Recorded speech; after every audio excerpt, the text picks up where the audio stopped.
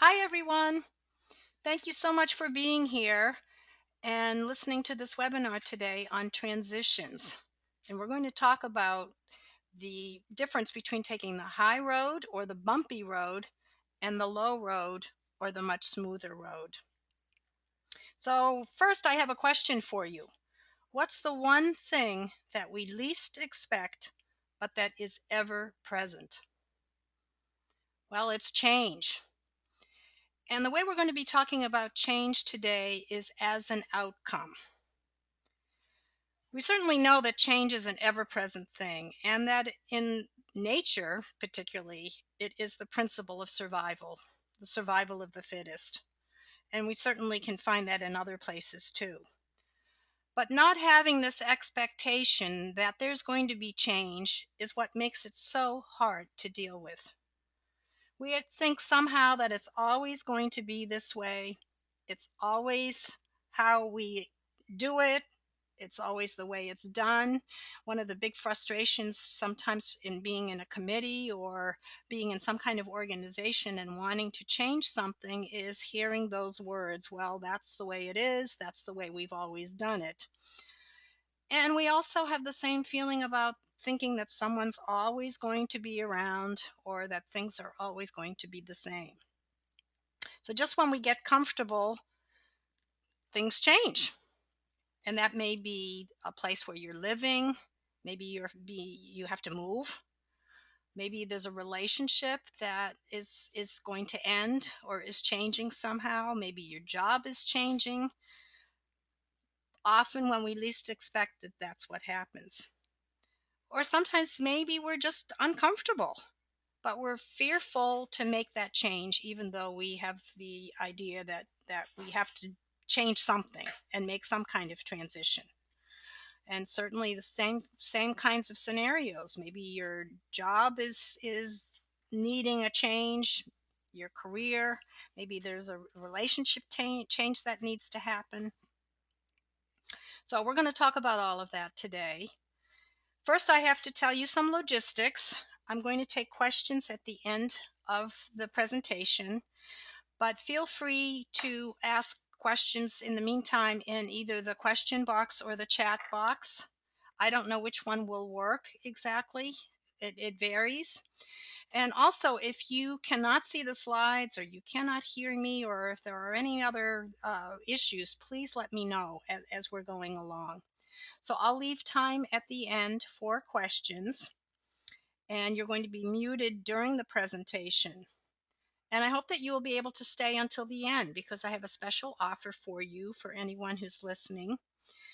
And I should also tell you that we're really just going to skim the surface today. There is a lot to this whole process of change, and it's a very complicated process. So today's webinar is really just going to give you a brief overview.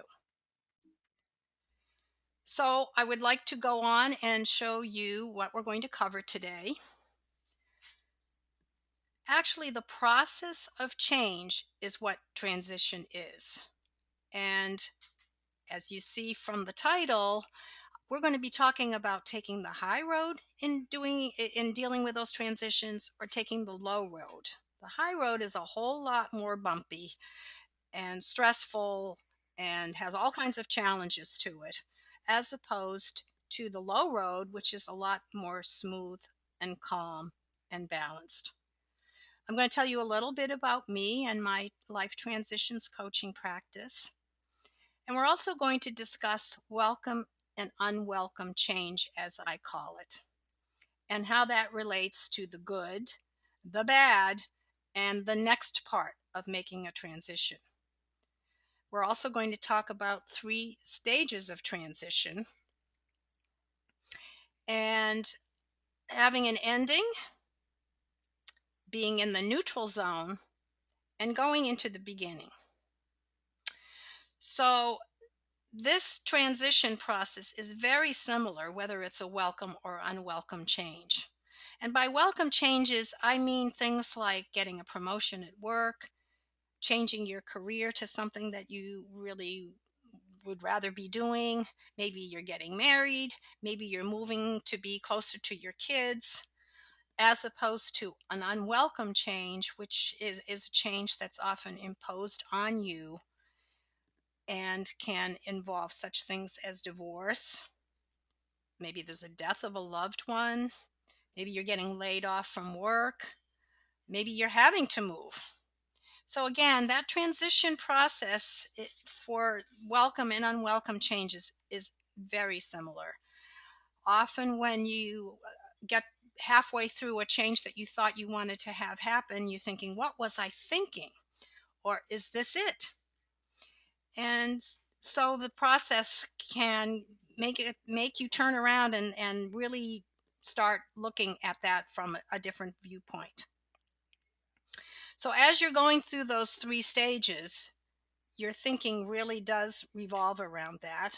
And that brings me to the three A's in transition, which I call acknowledgement, acceptance, and adaptation. And so we're going to talk in detail about those three. And then also, I wanted to work with you a little bit on what are the next steps. I would like to bring transformative change to you, results from being able to learn some of these skills and develop these skills. And as some of you have heard me speak before, I am very much into emotional intelligence and developing those skills. So I do incorporate those skills in this transition process. So we'll talk a little bit about all of that. So this is me. My name is Ingrid Surratt. My practice is called My Coaching Circle, and I am a life transitions coach. I work primarily with baby boomer women on that third stage of their lives and help them to age gracefully and go through the transition that they're going through, whether it's retirement, maybe they are still going through some kind of work issues and need a career change. Maybe they're going back to school. Maybe they are empty nesters. So, and I myself have gone through a lot of transitions. I alluded a little while ago that I've taken the high road and the low road, and that's certainly been my experience in some of these transitions. My husband and I have moved 14 times. We've lived in many different parts of the country. Both of us have lost both sets of parents, so we've gone through that transition, which was also very challenging. We are both empty nesters, and in all these corporate moves that I was going on with my husband, I basically was at home with the family. I was doing a lot of volunteer activities. I was doing a lot of part-time things, and it really wasn't until I became an empty nester that I started to reinvent myself and start using some of those experiences to help other people and get trained and certified as a coach. And then in the process, also, I learned about emotional intelligence and have been really incorporating that into a lot of my work. So, this slide really shows you what it is like to release and let go. And the letting go part, particularly, is so hard. And this is where we get to the good and the bad of a transition, and also the next. Because you really need to start asking, okay, what serves me and what doesn't serve me? And learning how to be an observer and to really be aware of yourself and what's going on versus being on automatic. I relate it to being in the car, and I speak for myself, of course, but I think this is kind of a universal thing because I ask this question a lot, that people are completely on automatic when they're driving somewhere, particularly if it's a familiar route. Let's say you're going to work and it's the same route that you go every day, or maybe it's going to school, or just going home. And we start thinking and we start concentrating on other things, and before you know it, you're at your final destination. You have no idea how you got there. So, becoming an observer and really becoming aware of what's going on in that journey between the start and the end is really important. And that's really where that first A comes in, the acknowledgement that something is about to end, or is ending, or has ended. And that awareness that where I was is no longer where I want to be, or where I was is no longer where I am. So again, this reflects on the welcome and the unwelcome change.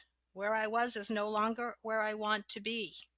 So deciding where you do want to be is part of being able to impose those changes. Or where I was is no longer where I am. Maybe you're now a divorcee or a widow, or maybe you are in a situation where you no longer have a job. So, part of that process of the acknowledgement is to really embrace the present and be aware of where you are right now, and not being stuck in the past, and not being fearful of the future, but really being present in the right here, right now. So, an example that I have is the corporation that my husband worked for, IBM. There were many times in all of these moves that I would encounter family members who I would strike up a conversation with, and then they would say things to me like, I don't really want to get involved because I know I'm going to be moving in the next 18 months or 2 years. And I'm, I don't want to get hurt. And I think it's really hard to have to say goodbye and to remove myself. So I've taken on this philosophy that I just don't want to get connected and I don't want to get involved. And they wouldn't. And I actually was the total opposite. I really am, I can get very present and really get involved in the community where I am, get involved with connecting with other people. I was very involved with the kids' schools, and I was so much richer for that experience. And yeah, the changes came, but I think it helps you to negotiate those changes in a much smoother way when you have that connection. And I still have that connection with some people and experiences that I've had in the past. And that then brings you to the next stage of this. So you go through the good and the bad, and it really helps you to take that next step. It helps you to move forward and look at the possibilities and options that are available to you. And then also have a come from a place of gratitude.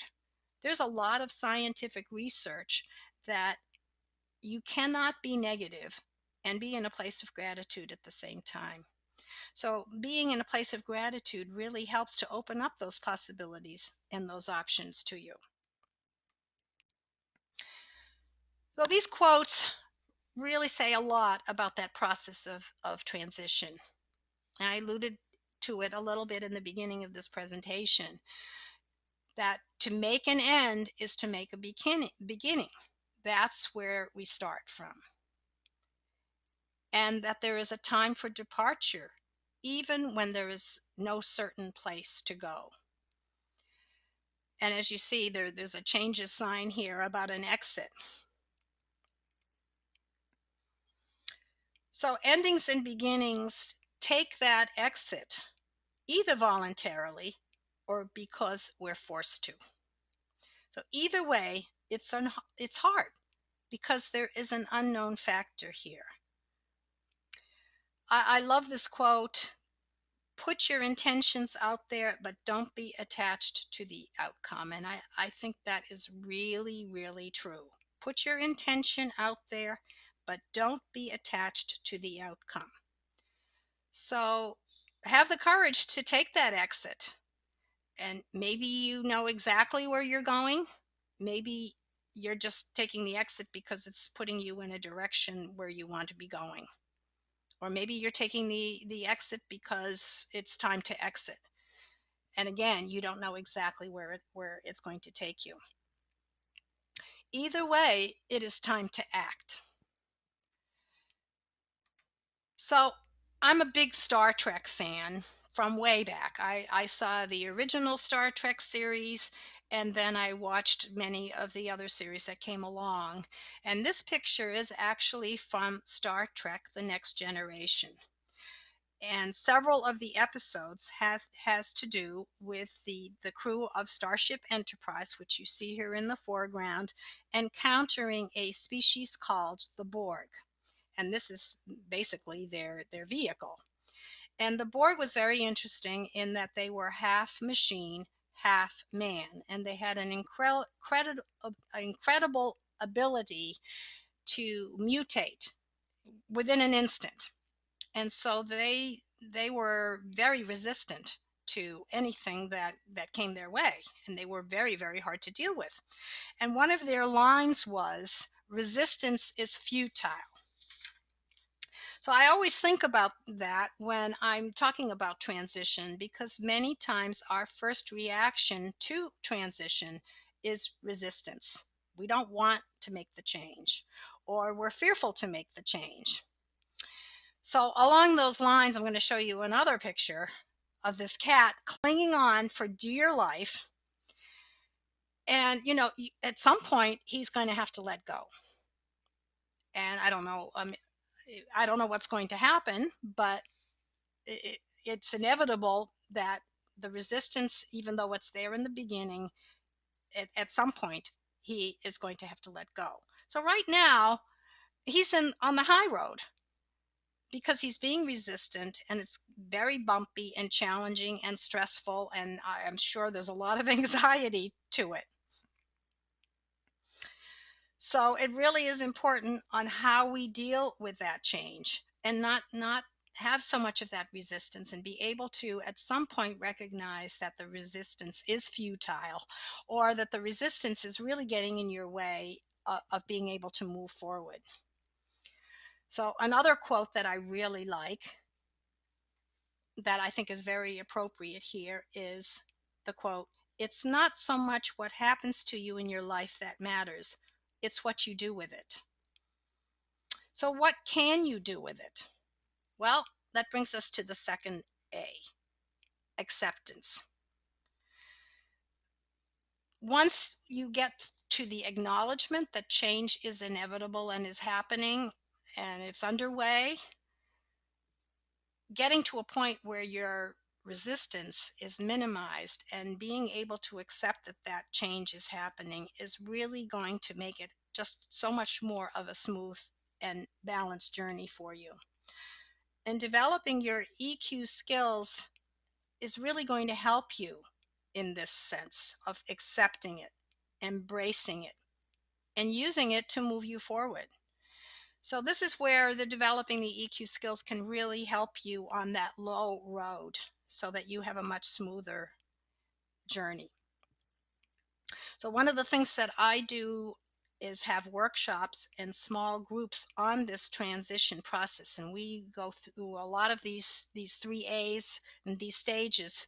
And I use William Bridges' book The Way of Transition a lot, which we'll talk about a little bit. In this book, there are many specific exercises that I use in these workshops to help you get through some of the transitions that you're going through and some of the challenges, and help you through this neutral zone, which is really a phrase that was coined by William Bridges, of this period between ending one thing and beginning another. And in the process, I teach you a lot of EQ, or emotional intelligence skills, to help you to negotiate that transition.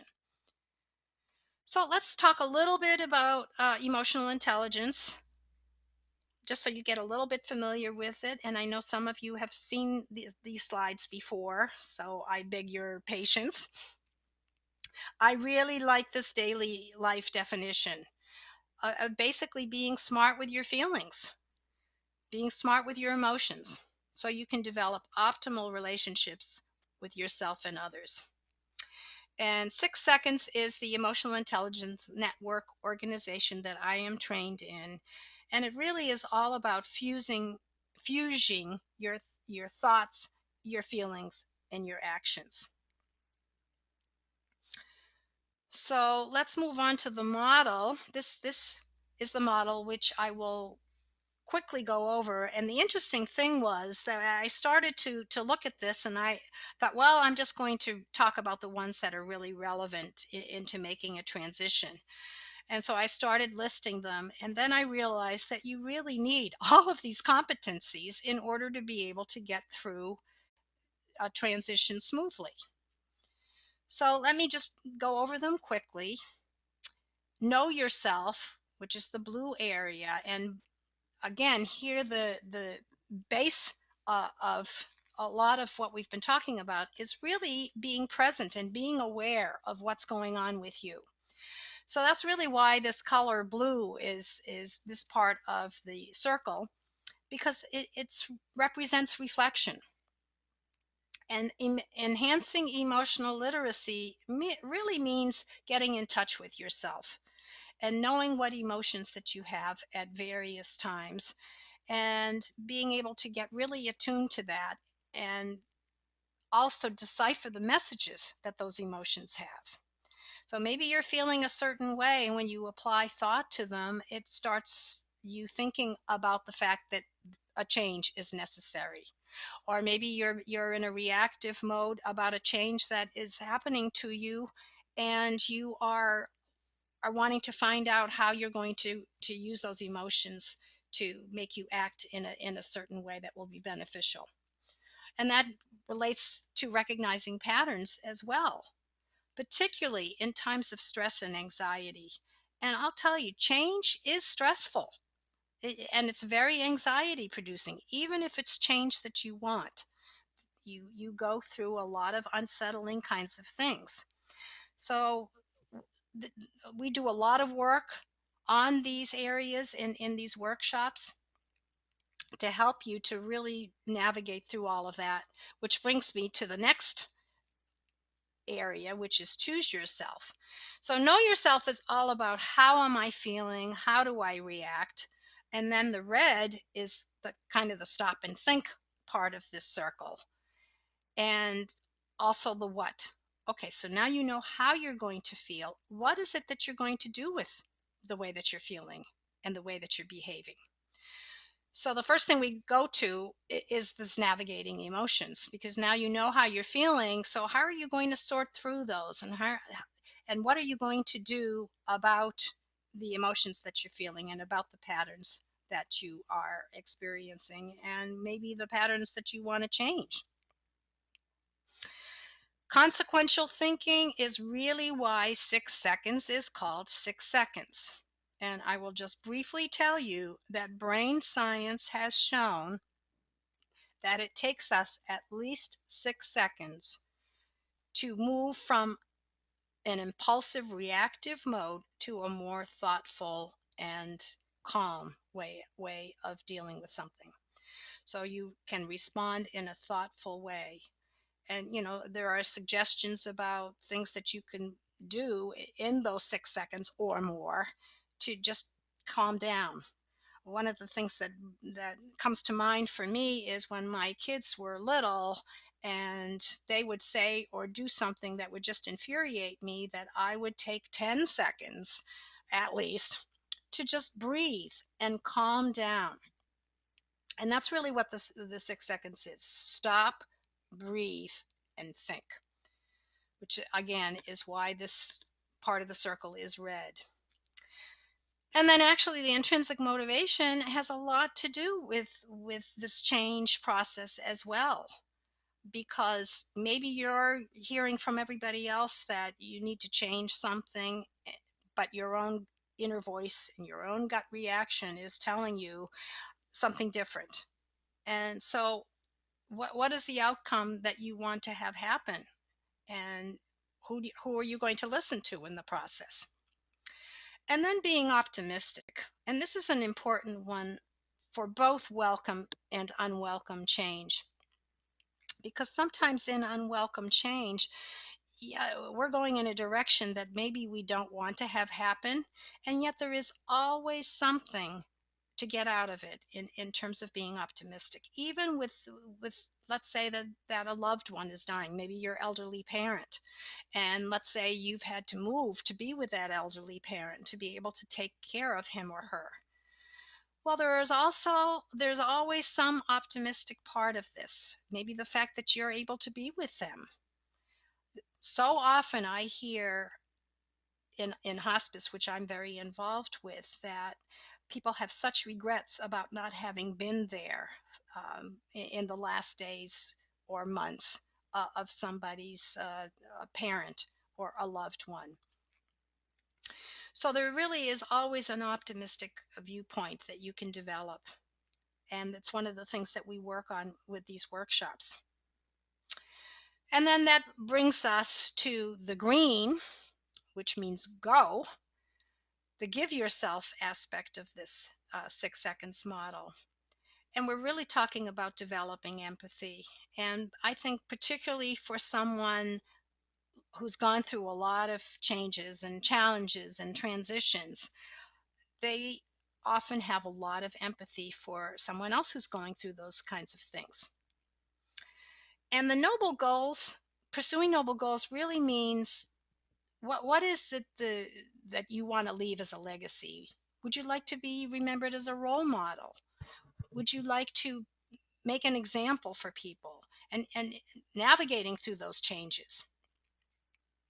This is the population that I serve a lot, that baby boomers are really starting to look at the rest of their lives and wanting to make a difference, wanting to do something purposeful and fulfilling instead of maybe what they were doing.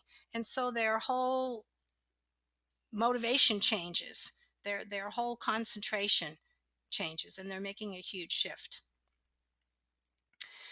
So all of these kinds of things can be going on at once, and we experience a lot of mixed emotions in terms of transition as well. So I've come up with a new word, which is called terraciting. So I bet you can figure out what the emotions are here. So terror, or being really fearful on the one hand and being really excited on the other, it is an emotion that I think many of us feel when there are changes. And if you can guess what this is, I actually have a little prize for you. So either type it into the chat box, or maybe you can tell me afterwards what you think that this is. But I think it's an image that is really very appropriate for what we're talking about. So this helps us to move on to the third A, which is adaptation. And that's certainly when we start feeling terraciting or maybe some other mixed emotions. And being able to move through that neutral zone to get to that point. Now, as I mentioned earlier, going through that neutral zone is going to be totally different for each person. Sometimes you go through it very quickly and you've got a really good idea of where it is that you're heading, and other times you are just totally floating like these people are.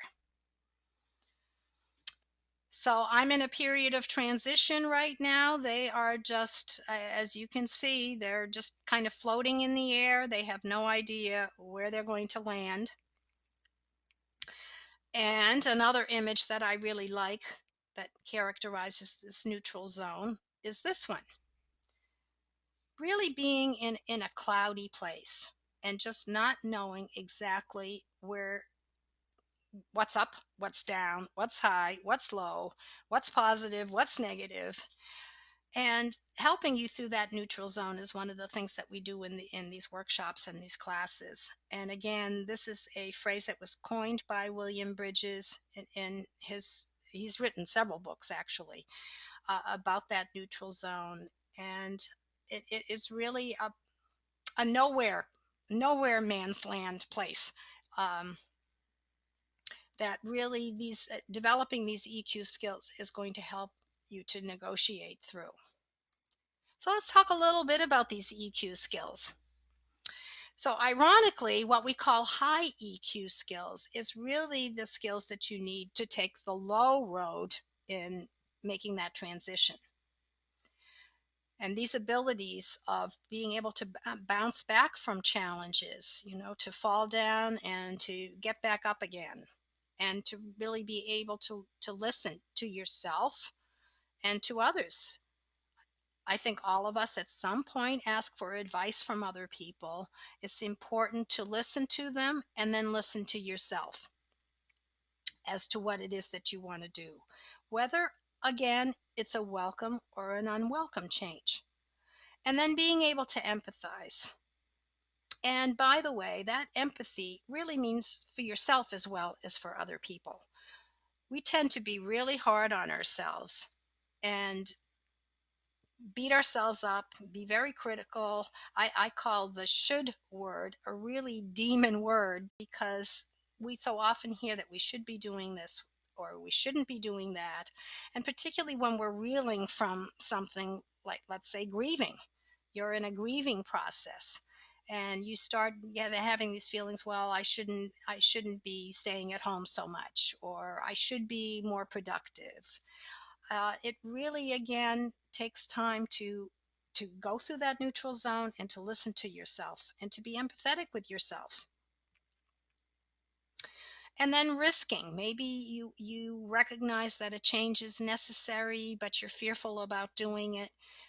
A high EQ skill is to be able to risk taking that action, even though you're fearful, even though you're hesitant, even though there's a big unknown. And then being flexible about how you're going to go about making that change. Maybe you try one way and it doesn't work so well, and then just being willing to try something else and being flexible about that. And then I think it's really crucial to be inclusive, to be including others and other people, other circumstances, other factors into that process that you're making a change in. So this is a stark contrast to what I call the low EQ skills, which again is then going to be what you're taking when you're taking the high road towards transition, because it really is about not taking responsibility for yourself. And what I really liken to this is a quote that I recently heard about people being centered in self versus being self-centered. So centered in self is all about the high EQ skills that we were just talking about. And being self centered is really having the low EQ skills and not taking responsibility for your own actions and reactions in terms of that change, whether, again, it is welcome change or unwelcome change. So you may be blaming everybody else and resentful and attacking other people for the changes that get imposed on you. Or if you have made changes, let's say you listen to some advice from somebody and you start making those changes and you don't take any responsibility for having made those choices, and you blame everybody else because that first step that you've been taking is not working. And stonewalling in this sense is that you're really blocking anybody and anything from helping you, or to be open to getting advice or help or support or encouragement from anybody else. And then also being very judging about the changes that are being imposed on you or that you're making, in terms of everybody else involved or even yourself. And then also being very exclusive, that you are not really helping others to help you.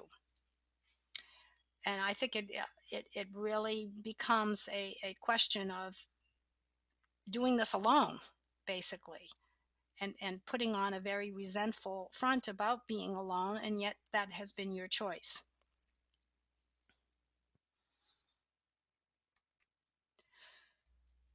So I've been talking a lot about this book by William Bridges, The Way of Transition, and this is the book that we would be using as a guideline for our workshops and our study groups. And as I said, he has a lot of really great exercises that get into specifics about the kinds of transitions that you're making, and also developing a lot of the EQ skills about finding out who you are and having that self-awareness to empower you to move through that transition with ease and grace. And then another book that I recommend a lot to my clients is Feel the Fear and Do It Anyway by Susan Jeffers. And this is a really great book that addresses that whole idea of the comfort zone, even if you're uncomfortable in the comfort zone. I like to say that big changes take little steps. And this is very much what she talks about, that excuse me, that we all have a comfort zone and we're very fearful to step outside of that comfort zone. And yet when we take that one step out, it often results in us looking back and thinking, oh, why didn't I do that before? What was I so afraid of? And that empowers you then to take the next step and to take the next step and to move forward. And so you are constantly expanding your comfort zone. And this has a lot to do with that transformational change that I've been talking about, that it enables you to start really moving towards something that there's no turning back. You're expanding your horizons, you're going on to new things. And sometimes it means taking a leap of faith and just jumping into the unknown and hoping that where you land is going to be a place that you are going to be able to do something with. So, here are some of the next steps that you could take towards that transformational change. So, as I mentioned, I am certified in emotional intelligence, and as part of my training, I took this, what is called the SEI, 6 Seconds Emotional Intelligence Assessment. And it basically assesses your emotional intelligence on a variety of levels. You can take this online, and then I go through a review process with you about the results and help identify where it is that you would like to concentrate on in terms of developing your skills. And it really helps move you from what I call a transactional change to a transformational one. And transactional, again, I think is more the high road to transition, and the transformational change is more the low road. One is bad, in my opinion, which is the transactional, and the transformational is the good. And that's because transactional, well, let me just say this. This is one of the metaphors that I use a lot. When you are, let's say you're on a diet for a month and you want to lose 20 pounds. So you really are very strict about your diet and maybe exercise, and you're on a real regimen and you indeed do lose those 20 pounds after a month. And then the diet is over. You've reached your goal. And what happens? You go right back to eating the way you were before. And pretty soon you gain back those 20 pounds. As opposed to being on a diet that teaches you how to eat and how to exercise and to teach you a little bit about your metabolism. So the first thing is more of a transactional change. And the second thing is a transformational one because you learn how to eat and it becomes a permanent and effective change.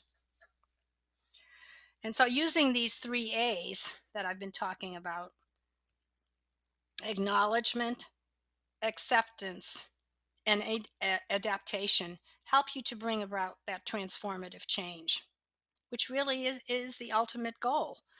And as you start becoming more adept at making those transformative changes, it becomes a little bit easier each time you're faced with those transition challenges. So I'd like to thank you for your attention.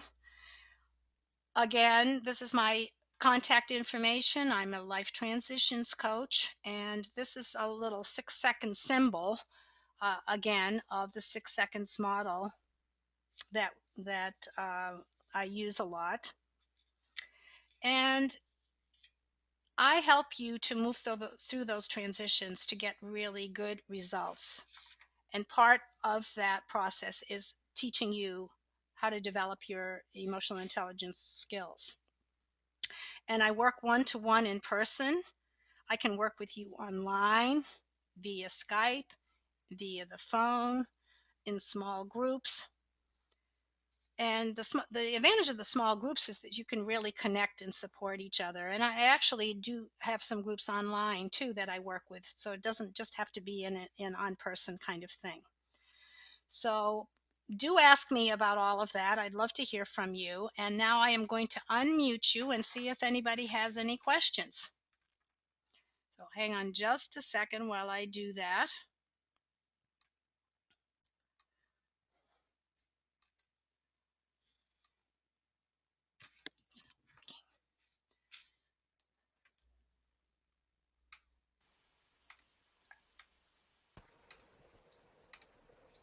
Okay, you are all unmuted. So are there any questions, comments, ideas? Does anybody know what that terraciting thing was?